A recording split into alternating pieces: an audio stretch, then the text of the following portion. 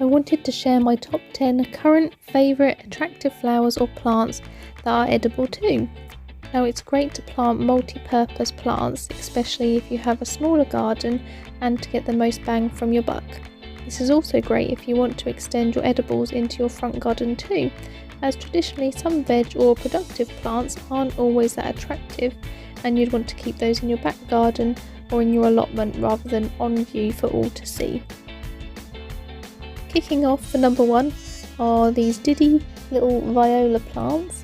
I personally like the ones with orange faces and purple wings. This particular type is actually edible as well. They're great for winter or spring colour in your garden, and you can actually eat the heads.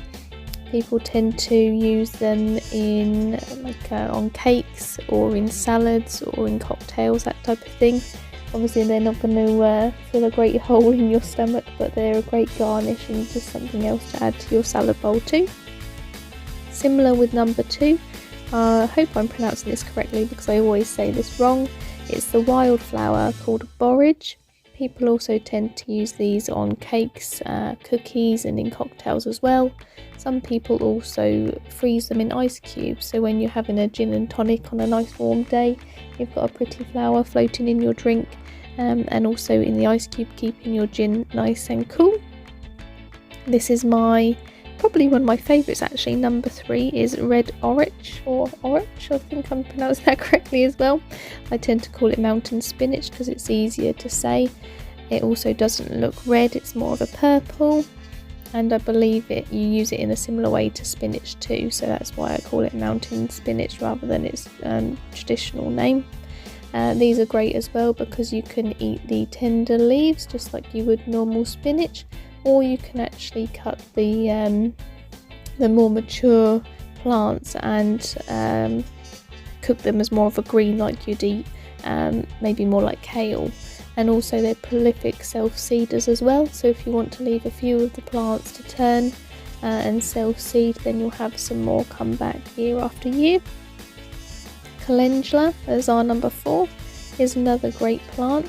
People tend to use this in dyes as well. If you're dyeing fabric or anything like that, you have it in a dye garden, but you can actually use the leaves as well. I'm not sure if you can use the centre of the plant, but people use the leaves to brighten up a salad as well, a similar way to the violas or the borage as well. Nasturtiums, I'm growing those for the first time this year as well. Similarly, you can actually eat the flower and the leaves for these, so you'd probably have those in a salad as well. They're also good trailing plants, and some species also can be considered as climbers, so that's great too. So you get multi-purpose there with some nice trailing plants that you can also eat. Another first this year, I'll be planting red or purple kale. They're quite attractive colours actually, so you get that nice colour of the leaves, and they provide you some colour and structure in your garden all through the winter. You can start picking the leaves as soon as they start sprouting, and you tend to cook those just like fresh greens, like a broccoli or something like that, but they're a nice purple colour, so that gives you some attractive shades in your garden, and also you can eat them too. You can eat certain types of poppy seeds. A lot of poppies provide a really nice architectural seed head, so they look lovely in the garden, and you can also collect some of the seeds from certain types of poppies and use them as a snack or on anything like a salad, the top of pasta, or on baked breads and rolls. Number 8 is purple teepee beans.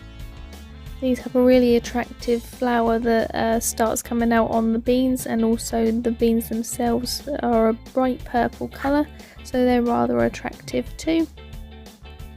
Similar to the purple teepee beans, purple mange 2 is the same thing, just a different type of bean, so that would be nice to try as well. We've got purple teepees starting to grow in the garden this year.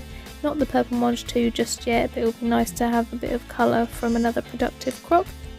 And last but not least, Number 10 is chives. So you tend to have chives in dips or as another garnish or a herb, but the actual flower heads that grow on chives are the type of the allium plant family. So they have a lovely purple flower head, so you can cut some of the chives and also leave some to flower as well, so you have some nice purple in your garden too. You probably see a bit of a trend in the plants that have been listed here, that a lot of them have that they do provide a purple colour to your garden, but these are all great multi-purpose plants. Why not share in the comments if you're going to try any of these out this year? Don't forget to like the video if you found it useful, and share it as well with your friends or family members. Liking the video and sharing it will help us reach more people like you with our plant tips. Also, if you want to receive more videos like this direct to your feed on YouTube, you can subscribe and also press the notification bell so you'll know when we've uploaded a new video. Thanks for watching.